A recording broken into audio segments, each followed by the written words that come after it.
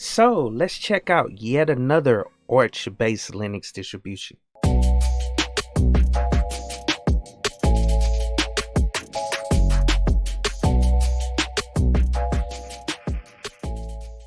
What's up guys, it's Josh back with another video, and today I want to do another distribution review. And I apologize I haven't uploaded in the last couple days, but I recently got sick. I don't know if I had like a stomach bug or a stomach flu or something to that effect, but I was going through some issues, man.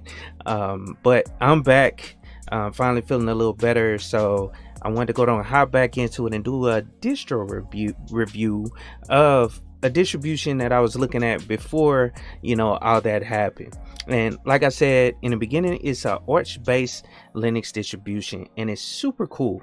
And we all know Arch, it is a very popular distribution, but it also can be difficult for new users of Linux to actually install. And so I always try to review some of the Arch-based Linux distributions so you can get the power of Arch with a easy to use installer, as well as a desktop environment and all that stuff bundled up in one package or one ISO for you to install on your system. And this distribution, I'm not sure if I said it or not, but it's Crystal Linux. And actually someone in the comment section, I can't remember your name, I apologize, but shout out to you. He told me to check out Crystal Linux. I had never heard of it, and like I said, it's Arch based, you know what I'm saying? But let's hop over to the website so we can check a little bit about it. Before we move forward, I wanted to give a quick shout out to CIQ, the official partner of Rocky Linux. Rocky Linux is a Linux distribution that is intended to be a downstream complete binary compatible release using the Red Hat Enterprise Linux operating system source code. The project is led by Gregory Kurtzer, who was the founder of the CentOS project. So check out Rocky Linux at ciq.co. All right, cool. So as always, I'll have the link down in the description of the video, but it's Crystal or getchrist.al. And like I said, I'll have that link down in the description of the video. But as you can see, it says an Arch-based distribution. Crystal Linux is a brand new Arch Linux based distribution, friendly, powerful, and easy to use. And based on what I'm seeing, it's an awesome, distribution. It has Onyx built into it, which is an in-house desktop experience. It's a custom GNOME session with familiar layout or your choice of favorites. And that's one cool thing. I went through and installed this thing about a week ago when I was first looking at it, so I could check it out. But you got multiple desktop environments you can install once you go through the installer, and I'll show you guys that in a second. But you can easily get GNOME, which is very user friendly. I believe I've seen XFCE in there, but it's a couple desktop environments. We'll check it out when we look at the install, go through the install a little later on. But I just wanted to read a little bit more on here. But automatic backups, you use Amethyst as a AUR helper. Now I've always talked about either Yay or it's a couple other AUR helpers. They basically allow you to install the packages from the AUR. If you don't know what the AUR is, it's the Arch user repository, which has a whole bunch of packages in it that you can install on your system. It just makes it super simple on installing software that you typically won't see in the base of a Linux or the base repository of a Linux distribution. It's basically a community area where packages are stored so you can install them on your system, and it's super cool. It's tracked and all that stuff. And I don't want to go too deep down Arch Linux, but that is a Arch thing. That's where that comes from. But you can use Amethyst to install packages from the AUR, which is super cool. And like I said, it uses ButterFS. You had a snapshot, backup, restore your system, which is super cool. And let's see, and that's pretty much it on the first page. But let me show you guys how to get it right fast. All you have to do is hit the download button. Not hard, and it will take you to the GitHub page, and it looks like that website is hosted on GitHub. I'm not 100% sure, but it will take you to the latest ISO. You can download it from here, and it looks like and this is the latest, so they're actually putting this up now. I'm assuming the ISO, the live ISO. So in order to get the previous ISO, we can go back to releases and then scroll down to the previous release, which was on 9/13. Go down to assets, and there is a live ISO for you. So all you have to do is download that. Yeah, and it's about 1.7 gigs, and you can install it from there. And they also have a couple, you know, all their releases are under here, so you can go through and find the assets, you know, for it, the ISO, live ISO for it. This one was up 17 days ago, so they're probably working on putting the current one, I guess, for the day. I'm not sure, but just go down here, go into assets, and you can find it from there, download it, and get it installed from there. Now let's go back, because one other thing I wanted to show you guys was the forum. They do have a forum, so you can check that out. So if you have any issues with installing Crystal, or once you get it installed you have some issues, or you're looking for some guidance, you can go into here to their forum board. I always love when distributions have a forum board, so you can actually interact with users of the distribution and get some feedback or give some feedback. You can also, you know, ask questions, and then they also have documentation. And the documentation is kind of small. Like I said, this is a new distribution, and so it's a little bare on the documentation for what it looks like. They cover some of the major things like getting started with Amethyst, getting started with Crystal Linux, which, like I said, it's nothing really there, but how to make Wayland work. So you can go in with the NVIDIA, you know, GPU. If you got some issues with that, then check that out. So you may have to do a lot more of your, or look at more of your documentation from the Orch wiki, which is a great resource as well. You know what I'm saying? That's the preferred, you know, place I would go for documentations anyway. When it comes to this, comes to an Orch based Linux distribution, I would end up on the Orch wiki.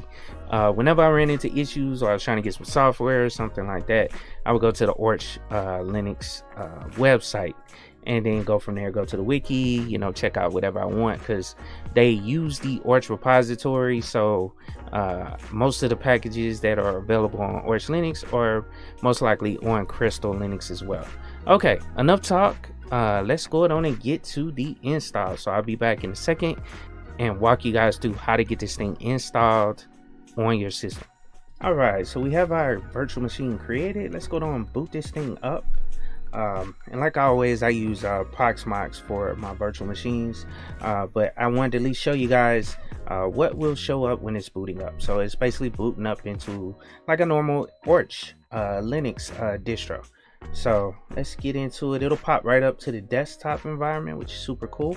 Now, one of those things is you will have a pop-up on the first desktop that will allow you to start the installation process. So all you have to do is hit start. It's very simple.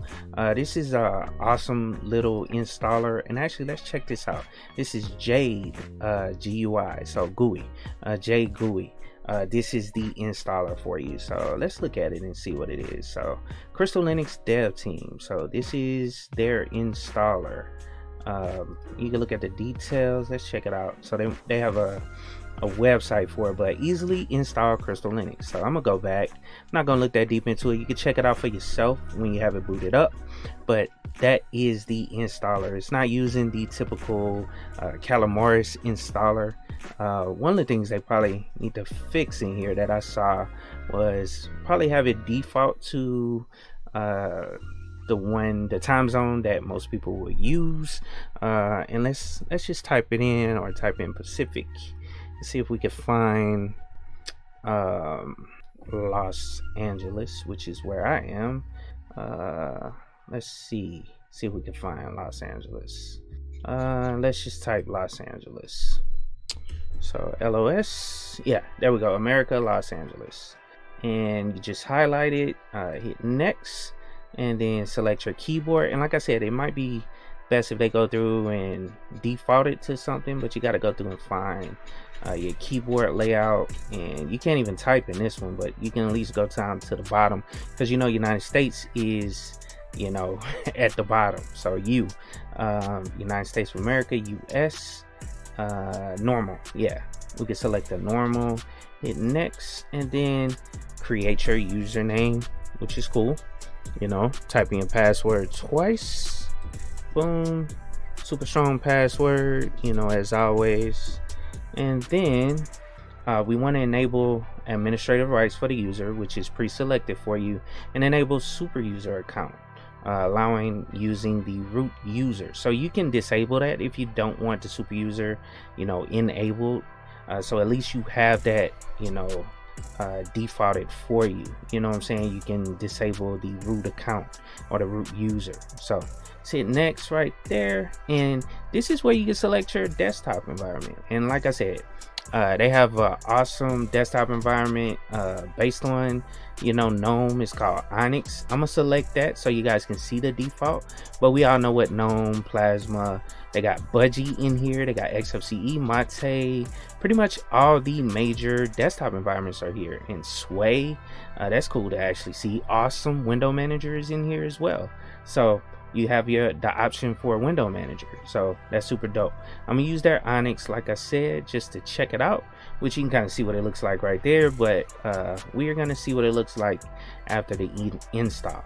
Now this is the miscellaneous. They have your host name, so I'm gonna just name mine Crystal. You can name it whatever you want, and hopefully I spell this thing right, but Crystal. And then there is the IP version 6 loopback, so this can fix IP version connectivity issues with some ISPs.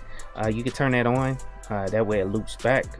Time shift, which is it'll start taking snapshots of your system so you can roll back to another version.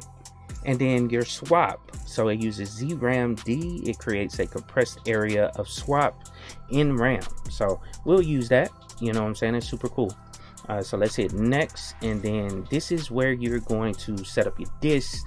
I'm gonna use the auto setup. As long as it selects the right drive, you want to make sure it is selecting the right drive, because it's gonna scan your system, see whatever hard drive. So you don't want to like if you got a hard drive hooked up or something like that, just make sure you're selecting the right drive.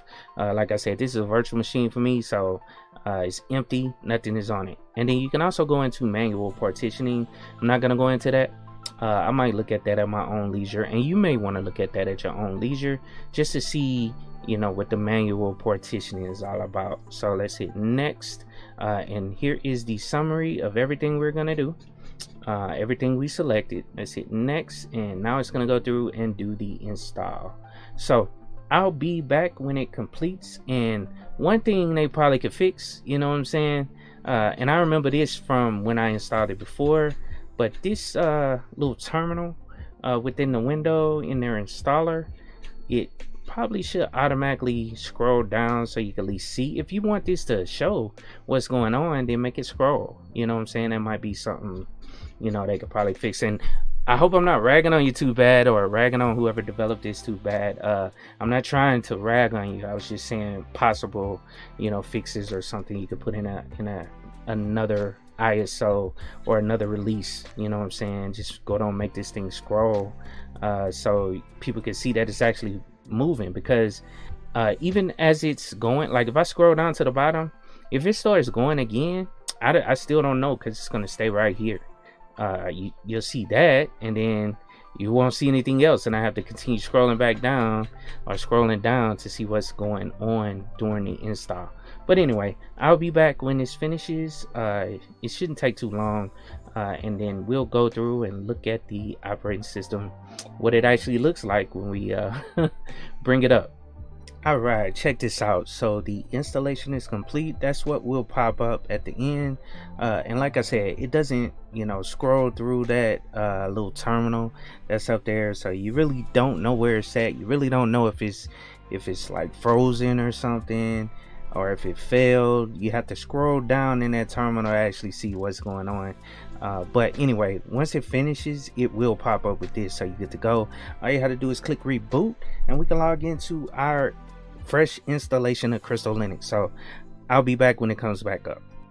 Okay, so this is a couple days later, and I got Crystal Linux finally installed. There was an issue with the ISO. I'm not sure what's going on. It looks like they're still developing some aspects of the operating system, or the ISO just wasn't tested fully before they put it out. And then also it looks as though it wasn't connecting to the repositories, but it looks as though they fixed that issue. Now I did see the latest ISO that they released, I believe yesterday, and that ISO, I tried that ISO as well and installed it, went through the full install and all that stuff, and I still ran into issues trying to log into the operating system. It looked like it fully installed, but it didn't create my user accounts when I, tried to log into the operating system. And also it was dropped down to the terminal. You know what I'm saying? It didn't bring up the desktop manager that allows you to log into it. So I essentially went back to the older ISO that came out like on 9 something, and it looks like it's now connecting to those repositories. I don't know what the issue was. I think it was something with GitHub as well. They put something on their page that stated, they couldn't get the ISO working or something with GitHub. They couldn't get it up there or something. And actually, let's hop over there right fast so I can show you guys what I'm talking about. Okay, cool. So as you can see, I'm back at the GitHub page for Crystal Linux. Right here, they updated it on the 1st, which was yesterday. And basically, they couldn't get the assets, or I'm assuming the GitHub client, to connect to GitHub properly or something to that effect, to put the assets up there properly. So they created a repository somewhere else, and you could download the latest ISO now from here. But the only problem is, when I tried to use this live ISO, try to get it installed, it would not install. I mean, it would install, but it would not allow me to log into the system once I actually got into it, or once I actually got it installed. So I wouldn't recommend grabbing the newest one right now. I still recommend grabbing one of the older ones, because it looks like whatever repository issue that was happening that didn't allow the operating system to install properly has been fixed. So grab like one of these stable versions that they have out here, one of these ISOs, and you should be able to install it now. So let's hop over to Crystal Linux. Like I said, I got it done. So I'm gonna just start from where I stopped in the earlier part of the video. All right, so we are at Crystal Linux.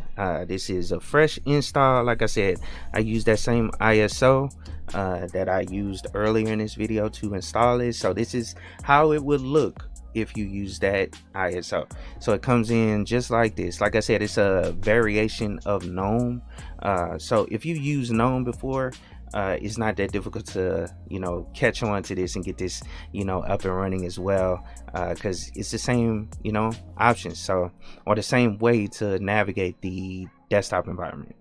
But let's start over here on the right hand side. But as you can see, you got all your settings for the system, or not settings, but all your options for your system. So you got your volume, you got your network connection, you got your settings.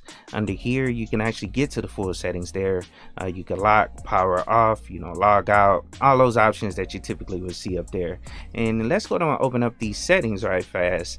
But let's move over as well. I want to show you guys, if you hit these activity button, just like in GNOME, it zooms it out, shows you the other desktop, shows you the applications that are open.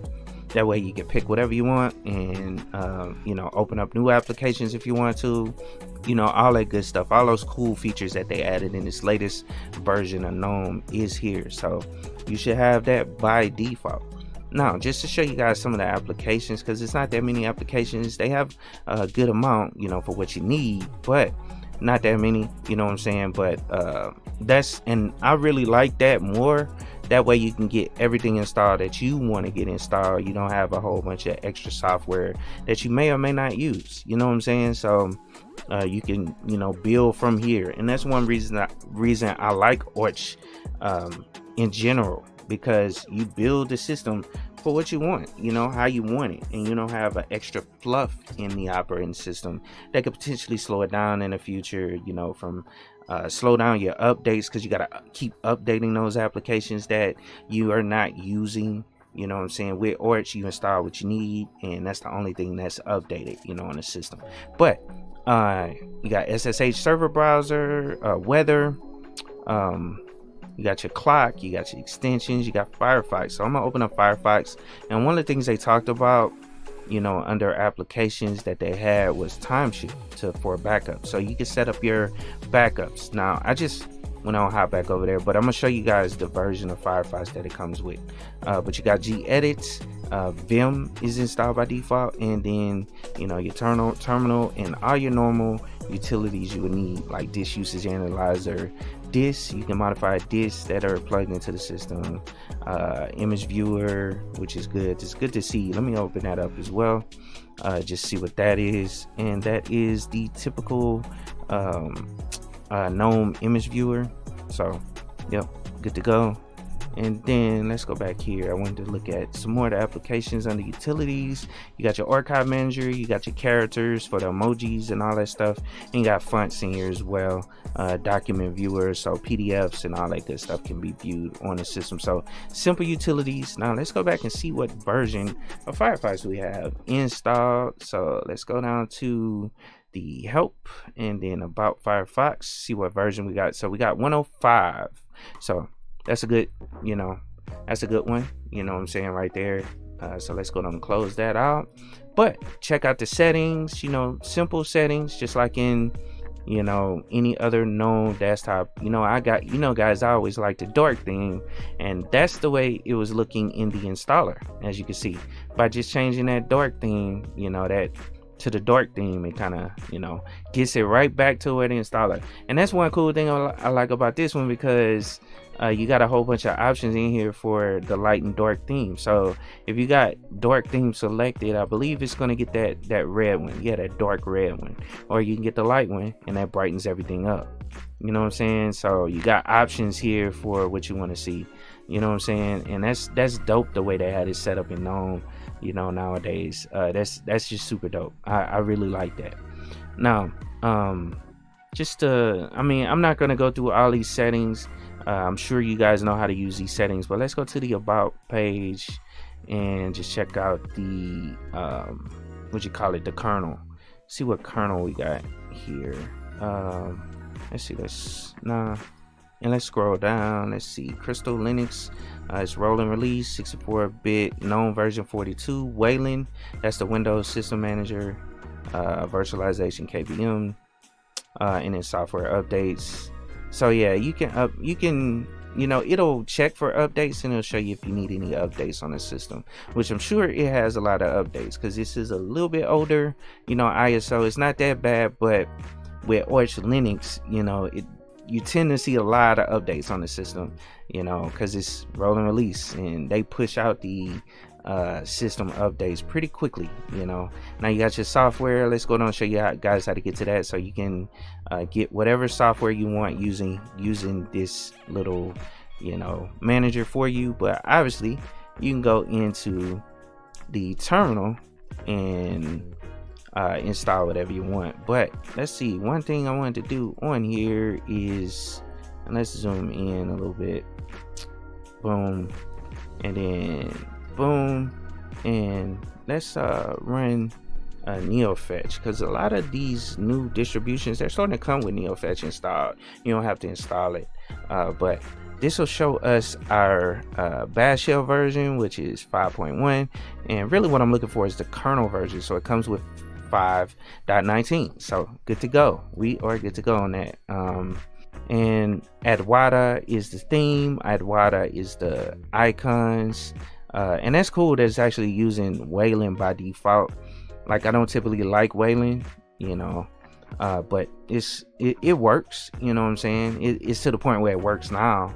You know, in the past I had issues with Wayland, but it's to the point where it works now, so we good to go.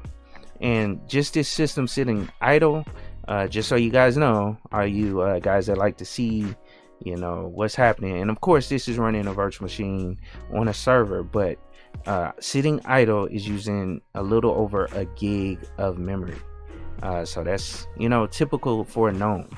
You know, XFCE has went up over the years as well, so it used to be like 300. In some distributions you'll see it at like 7, you know, running idle with XFCE. And XFCE is supposed to be like the most lowest when it comes to resources that are being used on the system. It's supposed to be the lowest XFCE, and GNOME is a little bit higher, and then KDE is even more higher.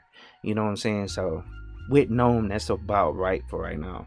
Now, I hope you guys enjoyed the video. That was Crystal Linux. Go down and check it out for yourself, man. You can install it in a virtual machine. Like I said, I ran into some problems. It looks like they fixed those problems. So just try to get that ISO I pointed out. The newest one, I ran into some issues. You may not run into some issues. It may just be some hardware issues with me. But I tried to install it in Proxmox. I tried to install it in what's the other one, VirtualBox. I had trouble there as well. It was the same exact problem, but I didn't try it on hardware. So like I'm saying, it could be, you know, something with virtual machines at the moment, you know, that was causing that issue. But right now it looks like it's working. It's okay. I installed this morning, well actually last night, and I checked it this morning. I was like, wow, it actually worked this time.